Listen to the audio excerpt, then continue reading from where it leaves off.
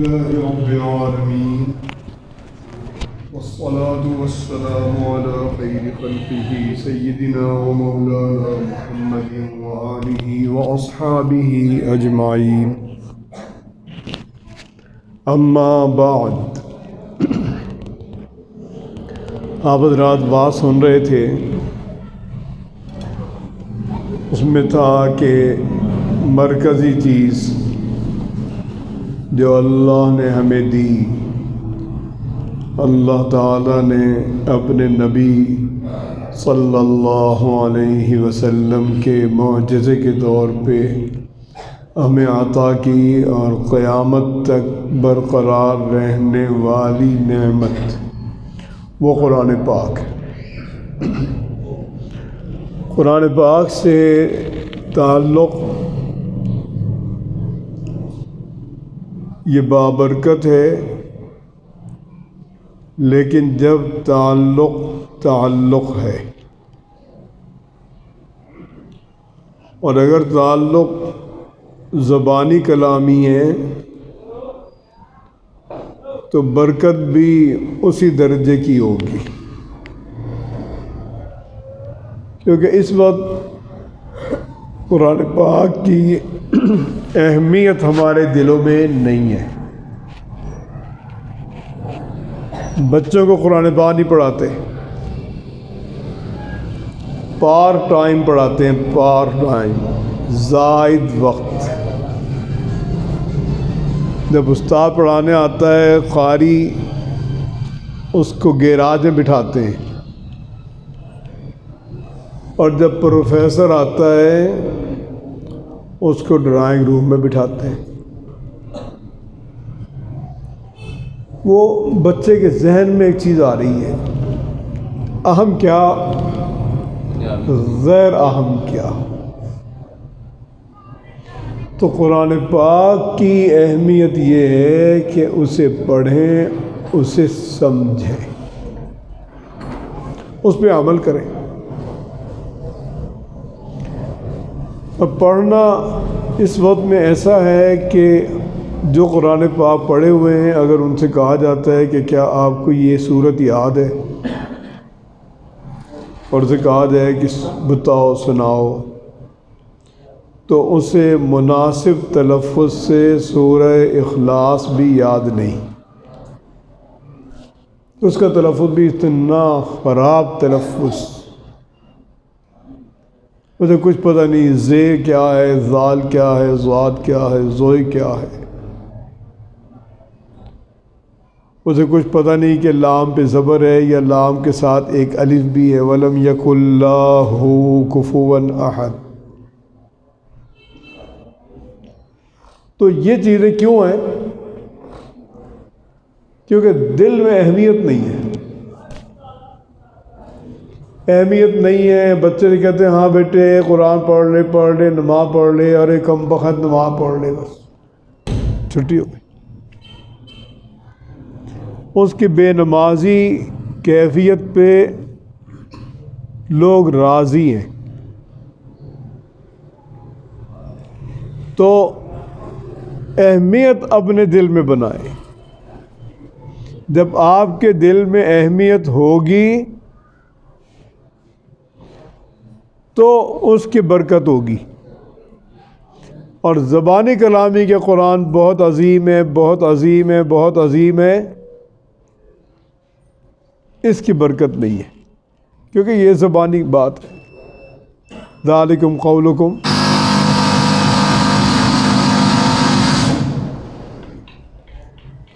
بِأَفْوَاهِكُمْ، یہ تمہاری باتیں ہیں۔ یہ پہلے بھی ایک درس میں یہاں تذکرہ آیا کہ حضور اکرم صلی اللہ علیہ وسلم سے دریافت کیا کہ اللہ تعالیٰ کے یہاں ہماری کیا قدر ہے، یا صحابی سے دریافت کیا، اس وقت حوالہ مجھے یاد نہیں، کہ اللہ کے دربار میں ہماری قدر و قیمت کیا ہے۔ تو فرمایا گیا کہ یہ تو بہت آسان ہے، اس کو جاننا بہت آسان ہے۔ اپنے دل کو ٹٹولو، جانچو، غور کرو، تمہارے دل میں اللہ کے احکام کا کیا مقام ہے۔ جو مقام تمہارے دل میں اللہ کے احکام کا ہے وہ قدر و قیمت تمہاری اللہ کے دربار میں۔ اللہ کے احکام کی اب کوئی قدر و قیمت والعیاذ باللہ نہیں رہی، یعنی ہمارے دلوں میں۔ اور جیسے ہم بے پرواہ ہیں اللہ سے، اللہ نے بھی ہم سے نظریں موڑ لی۔ آپ غور کریں، ہر آدمی بے چین ہے، امیر بھی بے چین ہے، غریب بھی بے چین ہے، ہر آدمی پریشان ہے، بیمار ہے، ڈاکٹر کے پاس جانے میں ڈرتا ہے، وہاں لوٹ مار ہے، بیمار ہے، علاج کے لیے پیسے نہیں ہیں، گھر میں کھانے کے لیے پیسے نہیں ہیں، فقر و فاقہ ہے، بے چینی ہے، پریشانی ہے۔ یہ اللہ کی ناراضگی، اور ناراضگی ایسی ہے کہ اللہ تعالیٰ اپنی ذات کی طرف نظر نہیں آنے دے رہے۔ ناراضگی کو ہم حل کرنا چاہتے ہیں 2 اور 2 4 کے حساب سے، کہ کہیں اچھی نوکری مل جائے، کہیں یہ ہو جائے، اگر یہ ہو گیا، اگر یہ ہو گیا، اگر نہیں۔ اجتماعی توبہ، اللہ کے حضور میں انفرادی توبہ، اجتماعی توبہ، کہ اللہ ہمارے گناہ معاف فرما دے، ہمارے دل میں اپنے احکام کی قدر نصیب فرما دے، اور ہمیں اپنے دین سے محبت بخش دے۔ قرآن پاک اتنی اہم چیز ہے کہ اس کی تلاوت کا حکم قرآن پاک نے دیا۔ اتل ما اوحی الیک من الکتاب، اے پیغمبر جو آپ کو کتاب دی گئی آپ اس کی تلاوت کیجیے۔ تلاوت کتنی کریں؟ حضرت عبداللہ بن عمرو بن عاص رضی اللہ عنہما کو حضور صلی اللہ علیہ وسلم نے فرمایا کہ آپ 40 دن میں قرآن پاک پورا کریں۔ ہر مسلمان کی ذمہ داری ہے 40 دن میں قرآن پاک پڑھے، اس کی ترتیب خود بنائے، دن میں 1 دفعہ پڑھے، 2 دفعہ پڑھے۔ اس بارے میں عربوں کا مزاج سب سے اچھا ہے، انہیں جہاں موقع ملتا ہے قرآن پاک کی تلاوت شروع کر دیتے ہیں۔ ٹرین میں جا رہے ہیں وہ پڑھ رہے ہیں، بس میں جا رہے ہیں پڑھ رہے ہیں، مسجد میں ہیں پڑھ رہے ہیں، لیٹے ہیں پڑھ رہے ہیں، بیٹھے ہیں پڑھ رہے ہیں۔ تو ان کے لیے 2 سپارے، 3 سپارے، 4 سپارے پڑھنا مشکل نہیں ہے۔ وہ مزاج بنائیں، کوشش کریں 40 دن میں 1 قرآن پاک پڑھ لیں۔ قرآن پاک پڑھنے میں سب سے بڑی رکاوٹ کیا ہے؟ سب سے بڑی رکاوٹ یہ ہے کہ قرآن پاک صحیح طرح پڑھا نہیں۔ اب جب میں پڑھنے بیٹھتا ہوں تو مجھے الفاظ ہی نہیں آتے۔ ایک پاؤ پارہ پڑھنے میں آدھا گھنٹہ لگ جاتا ہے، سر میں درد ہو جاتا ہے۔ اس کی اصلاح کریں، اس کی اصلاح کی بڑی اچھی ترتیب ہے۔ آپ ایک لائن کو 20 مرتبہ کہیں۔ بسم اللہ الرحمن الرحیم، الف لام میم ذالک الکتاب لا ریب فیہ، اسے 20 مرتبہ پڑھیں۔ بلند آواز سے پڑھیں، تیزی سے پڑھیں، کسی استاد کی ضرورت نہیں۔ اسی ترتیب سے پورا قرآن پاک پڑھ لیں، آپ کی روانی ہو جائے گی، آپ 20-25 منٹ میں 1 سپارہ پڑھ لیں گے۔ تو یہ الجھن نہیں ہوگی کہ جب قرآن پاک کا نام آتا ہے تو ذہن میں ایک الجھاؤ ہوتا ہے پڑھیں گے کیسے۔ اب عام لوگ قرآن پاک کا ختم پڑھواتے ہیں گھروں میں،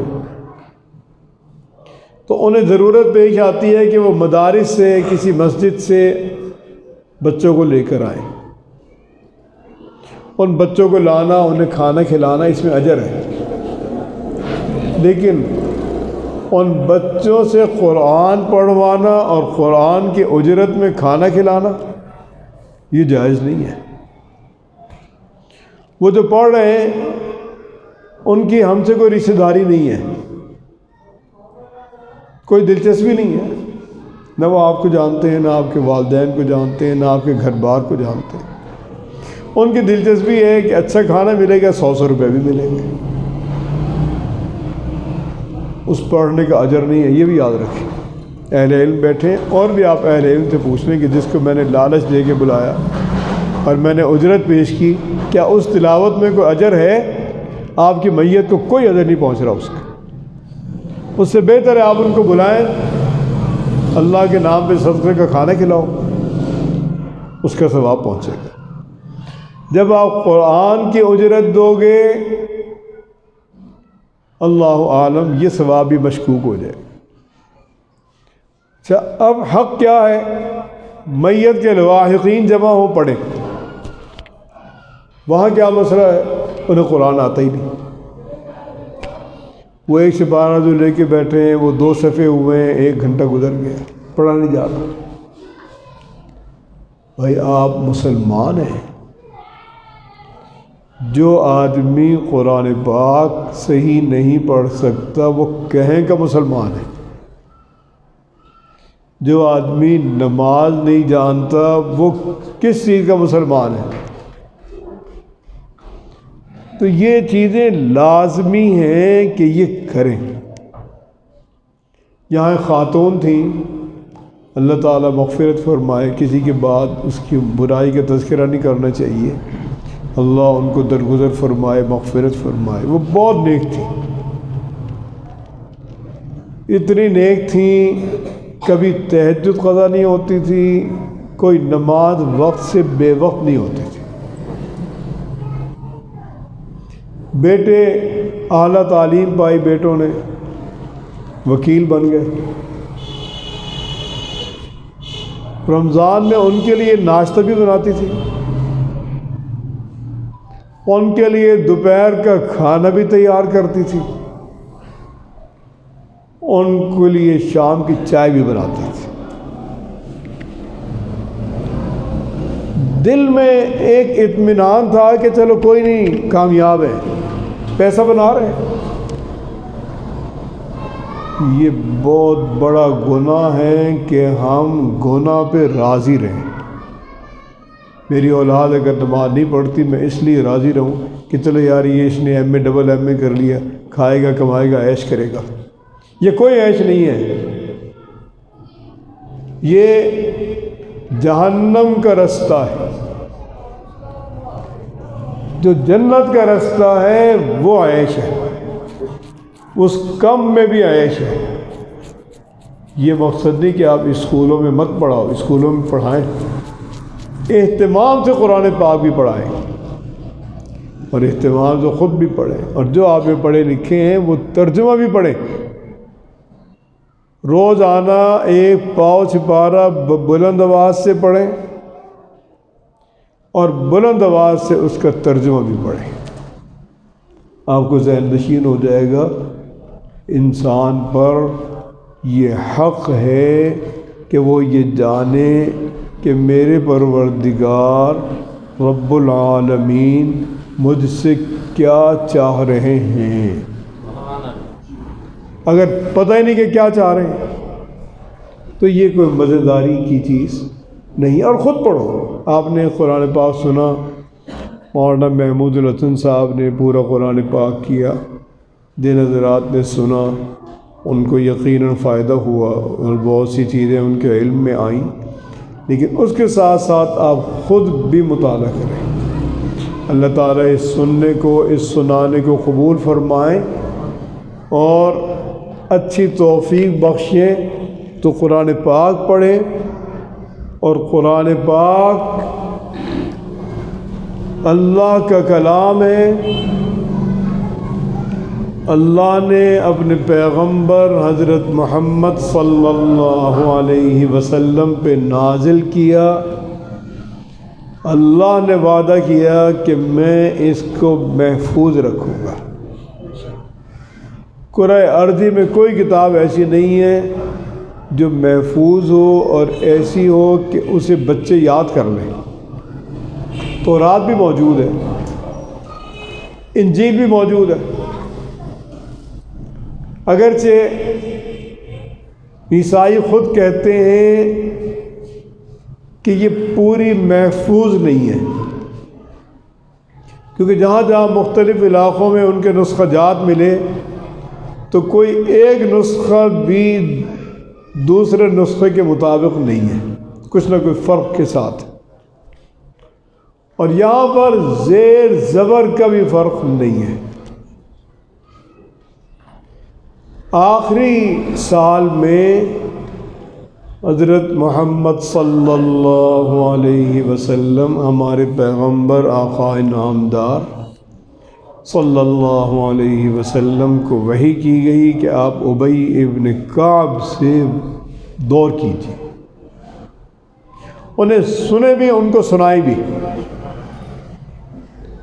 چنانچہ حضور صلی اللہ علیہ وسلم نے حضرت ابی بن کعب سے فرمایا کہ اللہ کا حکم ہے کہ میں آپ سے دور کروں۔ انہوں نے دریافت فرمایا کہ کیا وحی میں میرا نام آیا؟ فرمایا وحی میں آپ کا نام آیا۔ وہ اتنا خوش ہوئے، اللہ کے شکر میں وہ رونے لگے۔ حضور اکرم صلی اللہ علیہ وسلم کے اس دنیا میں پردہ فرما جانے کے بعد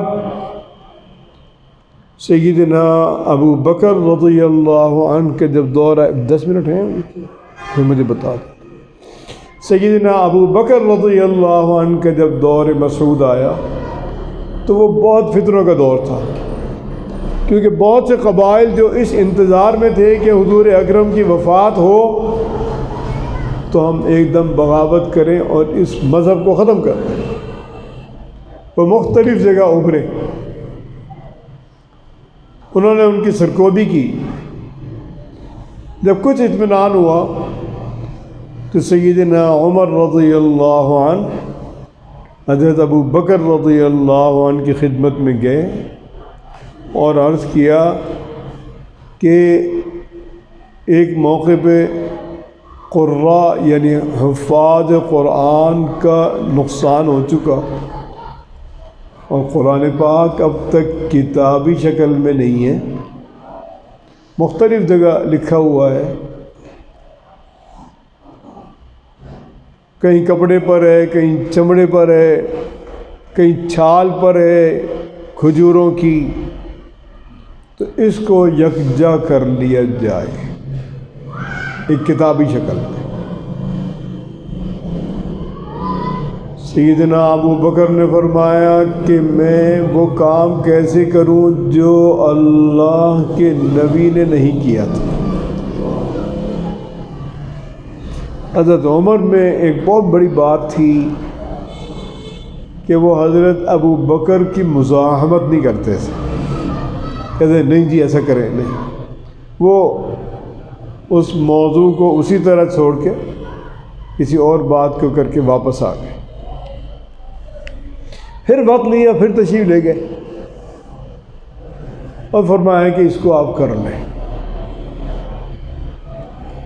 انہوں نے پھر وہی جواب دیا، کیف افعل ما لم یفعل به رسول اللہ صلی اللہ علیہ وسلم، اللہ کے نبی نے وہ کام نہیں کیا، اب میں کیسے کروں؟ تو فرمایا افعلہ لمصلحۃ، ایک بڑی مصلحت ہے، آپ کر لیجئے اس کو۔ فرمایا کہ ٹھیک ہے۔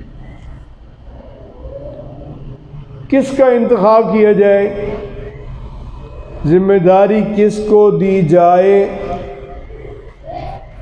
طے کیا گیا کہ یہ ذمہ داری دی جائے ابی ابن کعب کو۔ رضی اللہ عنہ۔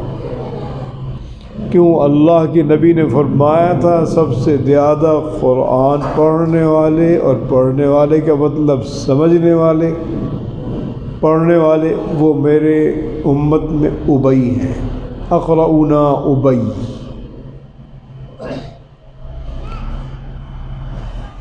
چنانچہ ان کو طلب کیا گیا، اور حضرت عمر رضی اللہ عنہ کے بجائے سیدنا ابو بکر رضی اللہ عنہ نے ان سے گفتگو کی اور فرمایا کہ عمر کے دل میں یہ بات آئی تھی، اور اب مجھے بھی اللہ نے اس پہ شرح صدر کر دیا، اور اس کے لیے ہم نے مشورہ کر کے آپ کا نام طے کیا، آپ اس کام کو کریں۔ حضرت ابی بن کعب فرماتے ہیں کہ میرے اوپر ایسا ایک بوجھ ہوا کہ جیسے کسی نے کہا ہو کہ اس پورے پہاڑ کو یہاں سے اٹھاؤ اور وہاں منتقل کرو۔ وہ کہتے ہیں یہ کام بھی آسان ہوتا، یہ اس سے بھی مشکل تھا، لیکن اللہ نے آسانی دی۔ ان کے ساتھ معاذ بن جبل، زید بن ثابت، اور ایک سالم تھے سیدنا حذیفہ کے خادم، وہ بھی قرآن پاک خوب جانتے تھے۔ ان کو مقرر کر کے ان لوگوں نے پھر یہ کام شروع کیا، کیونکہ ترتیب متعین تھی۔ تلاوت بھی اسی ترتیب سے لوگ کرتے تھے کہ 10 پارے، 20 پارے، 30 پارے، جیسے جیسے جس کا تھا، لیکن کتابی شکل میں سرکاری طور پہ منظم نہیں تھی۔ چنانچہ ان حضرات نے تمام جگہ سے جو جس کے پاس تحریر تھی، جو جس کو یاد تھا، وہ لیا اور ایک تحریر میں لے آئے۔ حضرت زید بن ثابت کی تحریر بہت اعلیٰ تھی، وہ تحریر میں آ گئی، اور وہ ایک نسخہ بنا دیا گیا اور بتا دیا گیا کہ قرآن، جو قرآن پاک نازل ہوا، وہ حکومت نے باقاعدہ جاری کر دیا، اور وہ یہی قرآن ہے۔ اس کے بعد پھر ایک مسئلہ ہوا قرآن پاک کی تلاوت میں حضرت عثمان غنی کے دور میں۔ چنانچہ حضرت عثمان غنی رضی اللہ عنہ نے وہی نسخہ لیا، اسی کی کاپیاں کروائیں، یعنی لکھوایا، اور وہی اطراف عالم میں بھیجا کہ بس قرآن یہی قرآن ہے۔ جو ترتیب تھی پڑھنے کی وہ بھی یہی ہے، اور یہ قرآن اس ترتیب کے مطابق ہے جو حضرت ابی ابن کعب کو ترتیب کو وحی کے ذریعے جو آخری دور ہوا اس میں جو ترتیب تھی اسی ترتیب پر ہوا۔ تو اللہ تعالیٰ نے یہ ہمیں ایک نعمت بخشی۔ ہم سب کو فائدہ اس وقت ہوگا جب ہم اس کی تلاوت کریں گے، جب ہم اس سے تعلق رکھیں گے۔